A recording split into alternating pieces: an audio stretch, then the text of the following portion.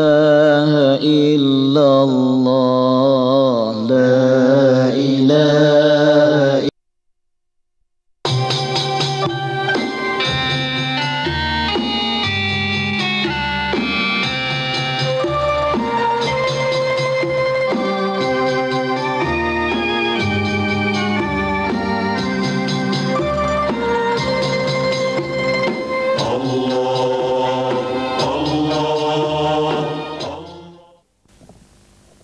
قال الله تعالى في شأن حبيبه إن الله وملائكته يصلون على النبي يا أيها الذين آمنوا صلوا عليه وسلموا تسليما اللهم صل على سيدنا محمد وعلى آل سيدنا محمد وبارك وسلم.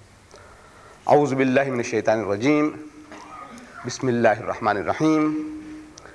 إن هي إلا أسماء سميتموها ها أنتم وآباؤكم ما أنزل الله بها من سلطان إن يتبعون إلا الظن وما تهوى الأنفس ولقد جاءهم من ربهم الهدى. صدق الله العظيم. My dear brethren, this evening reminds me about my previous visit to this mosque.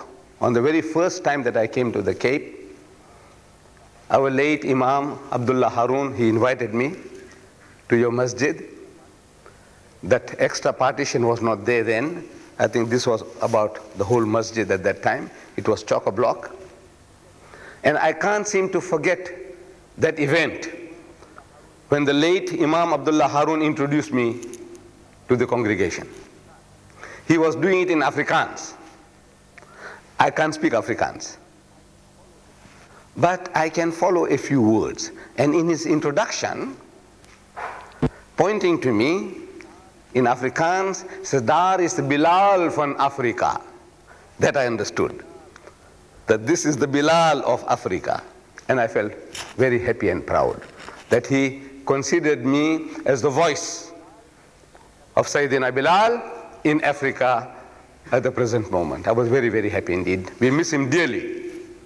May Allah Bari Ta'ala give him Jannatul Firdaus, our late Imam Abdullah Harun. Now that same Sayyidina Bilal,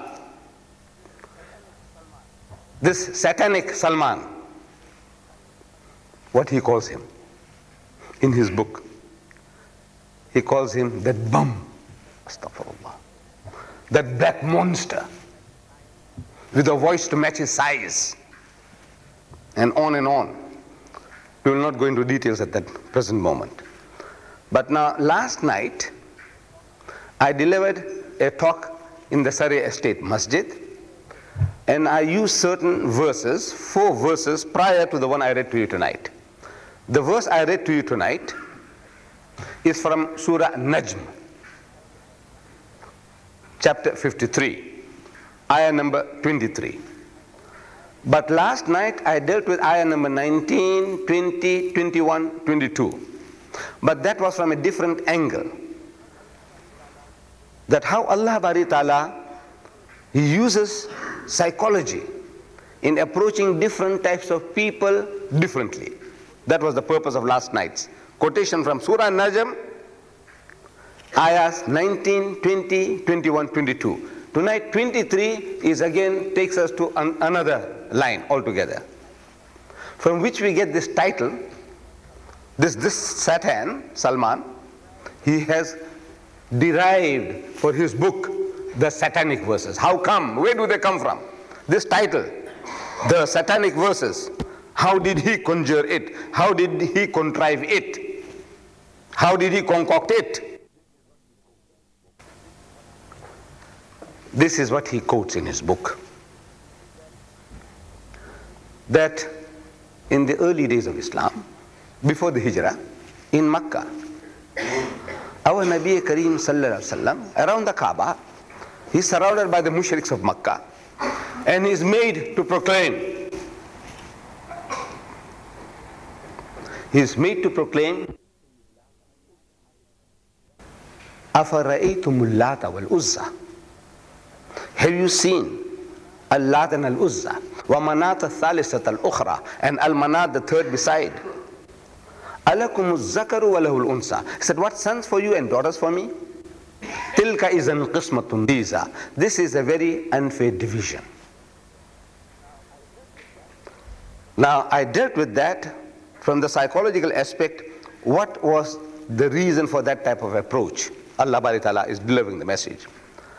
But as soon as he came to that, and he came to ayah number 23, where he says, in here, which means these are the tone of the message that is coming, that look, sons for you and daughters for me, Allah says. Very unfair. Even according to your sense of justice and fair play, you mushriks, you know that is not right. In here, these are. The mushriks, they knew what to expect. That here is a condemnation coming.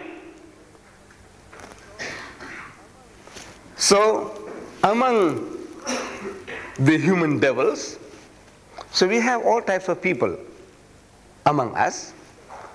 It is said that the devil, shaitan, interjected. But that shaitan was not the type of shaitan that the Westerner draws in his art.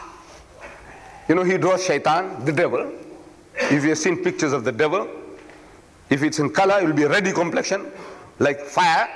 Then he has horns, he has sharp ears, he has a tail with a barbed hook. Now you know that type of devil doesn't exist. Did you know that? You know, there is no such devil. Because if there was such a devil, we will be on guard. Am I right? If a devil like that came to whisper to you, will you stand there? Will you wait? Will you listen to him?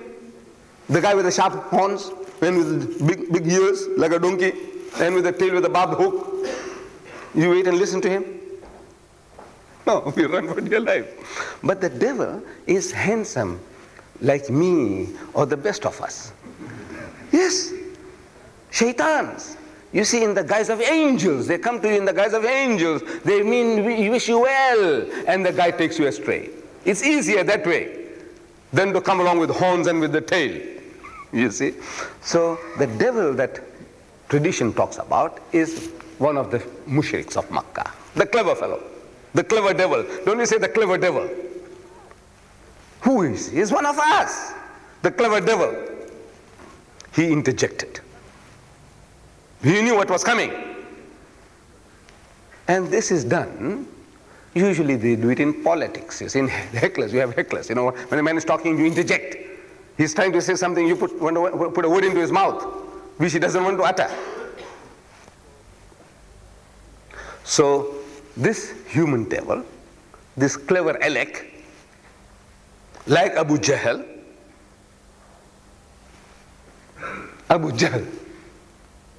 you know Abu Jahal? Very famous. He gave a lot of trouble to our Nabi Karim Sallallahu Alaihi Wasallam and the early Muslims. A lot of trouble. Abu Jahal. What is Abu Jahal? It means father of ignorance.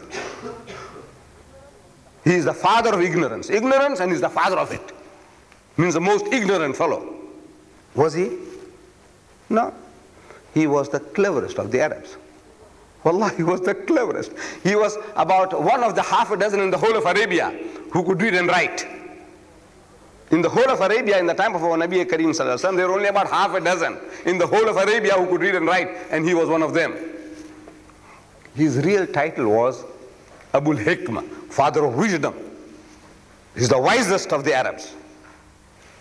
But our Nabi Karim Sallallahu Alaihi Wasallam, seeing his stubbornness, his stubborn resistance to truth, that all his knowledge couldn't make him to see the light of truth, our Nabi Karim Sallallahu Alaihi Wasallam said, he is not Abul Hikmah, he is not the father of wisdom, he is Abu Jahal. And that nickname got stuck onto him, father of ignorance. But he was no ignorant fool.